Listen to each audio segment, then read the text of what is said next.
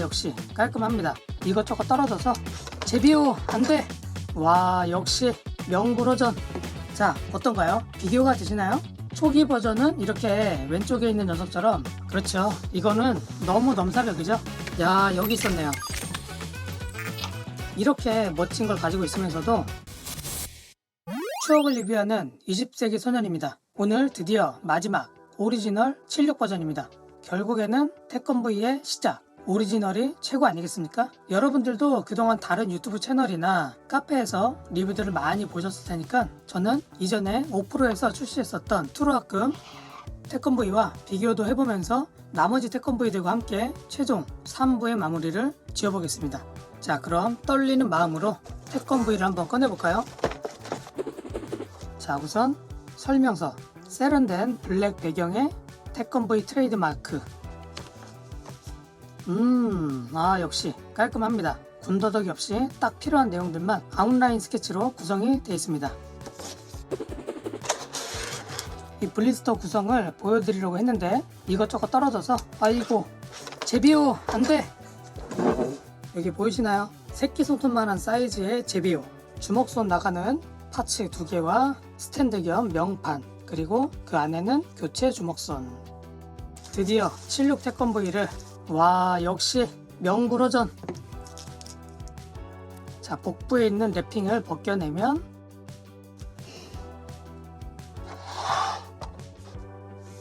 예상대로 전체적인 프로포션과 비율 모두 만족합니다.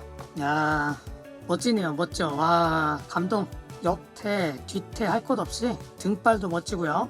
방열판 이슈, 저는 그런 거는 다행히 없네요. 얼굴도 특별히 못난 데 없이 도색도 깔끔하고요. 아무튼 이 오리지널 76 버전은 뭐 더도 말고 덜도 말고 어디 하나 튀는 곳 없이 깔끔하게만 나왔으면 좋겠다 생각했는데 제가 예상했던 딱 그 모습 그대로 나와줬습니다. 이전에 나왔던 태권브이와 비교를 해볼까요? 정확한 비교를 위해서 뻣뻣하지만 차렷 자세로 세워봤습니다. 자, 어떤가요? 비교가 되시나요? 우선 가장 첫 번째로 모두가 동의하시는 부분일 텐데 이 두 모델이 키 차이가 별로 나지 않죠? 이 머리 기준으로는 약 1cm 정도. 그리고 두 번째로는 이 헤드의 밸런스입니다. 자, 원작 태권브이의 모습을 보면 이 허리 부분이 긴 건 맞거든요. 이 왼쪽에 있는 태권브이가 밸런스가 맞긴 해요. 그러나 가슴팍을 보면 원작에서는 조금 더 이 가슴팍이 좀 두툼한데 이 모델은 쭉 이렇게 압축이 됐죠. 자, 그에 반해서 이 오른쪽은 원작 태권브이랑 가슴의 비율은 맞긴 해요. 그런데 이 녀석은 가슴이 가운데로 몰린 느낌? 약간 어조비 느낌이 있어요. 그래서 저의 관점으로는 딱 이 모델과 이 모델의 중간 정도, 약간만 가슴이 조금 더 내려왔으면 어땠을까? 그리고 V자 같은 경우도 V의 밸런스는 이 녀석이 맞아요. 그런데 이 V자 모양의 폰트가 조금 과하다고 해야 되나?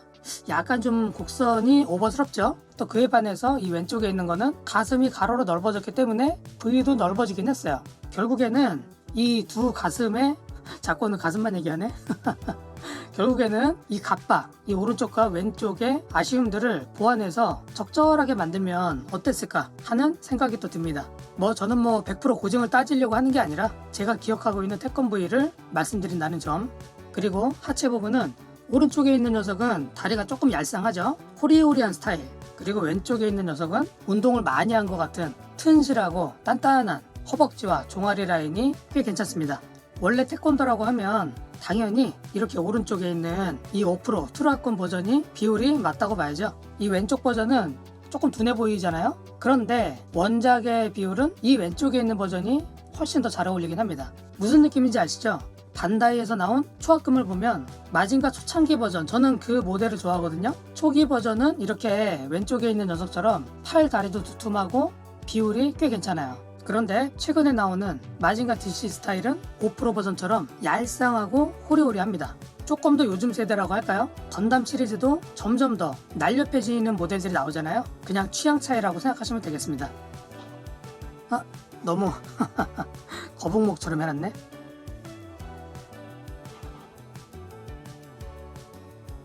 자, 이렇게 두 가지를 간단하게 비교해봤는데 여러분들의 취향은 어느 쪽인가요? 그냥 스타일만 보자고 한다면 저의 개인 취향은 왼쪽이긴 하거든요. 가슴만 비율이 조금만 이렇게 내려왔어도 이게 무조건 저는 마음에 들긴 하는데 꼭 하나만 사야 된다면 저는 가성비 좋은 이 모델을 선택하도록 하겠습니다. 가격도 좀 합리적인 편이고 가지고 놀기에도 무난하고 여러가지 객관적으로 봤을 때는 이 오른쪽 버전이 낫지 않을까 생각이 들고요. 사실은 제가 이 왼쪽에 있는 버전을 선택하지 않는 이유가 크기 때문이에요. 저 개인적인 희망으로는 여기서 한 5cm 정도? 제가 편집으로 이 녀석을 사이즈를 살짝 늘려볼게요.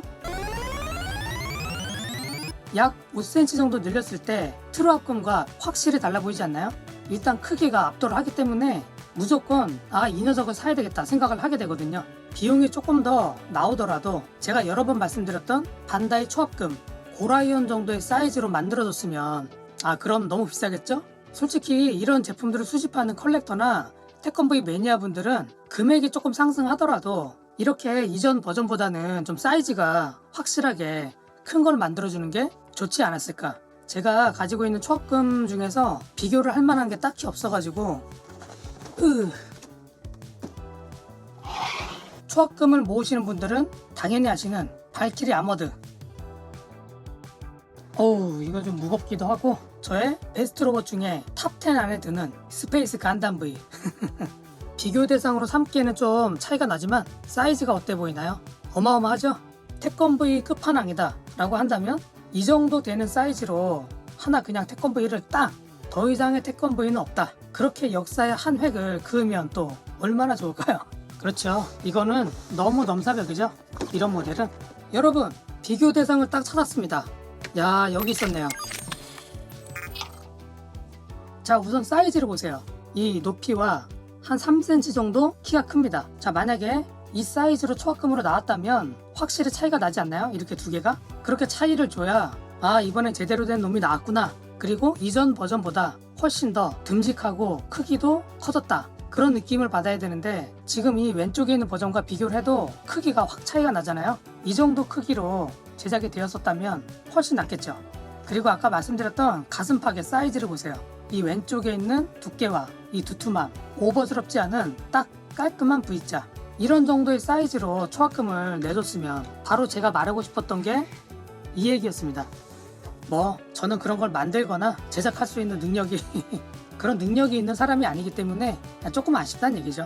원래 축구를 보는 사람들이 입축구를 더 잘한다는 거. 말로는 메시급으로 막 날아다니고 호날두처럼 말도 안 되는 점프로 헤딩슛을 넣고 원래 그런 거잖아요. 다 떠나서 이런 제품들을 만들어주는 게 어딥니까? 그렇죠? 갑자기 너무 전환 태세가 빠른가요? 역시 사람의 욕심은 끝이 없나 봅니다.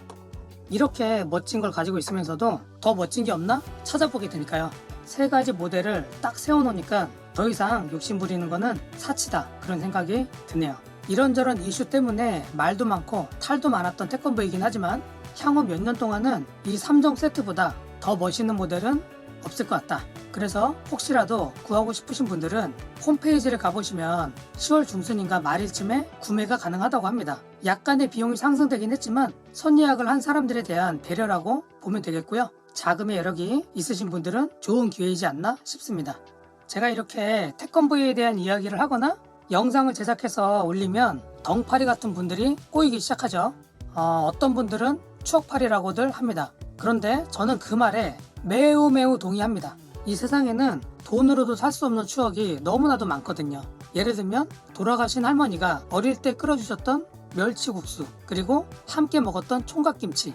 제가 어릴 때 먹었던 그 맛을 아직도 잊지 못하고 있는데 국내에 그렇게 많은 식당들과 업체들이 아무리 다양한 레시피로 그 음식들을 만들어 팔아도 옛날에 할머니가 끓여주셨던 그 맛은 절대 낼 수 없잖아요.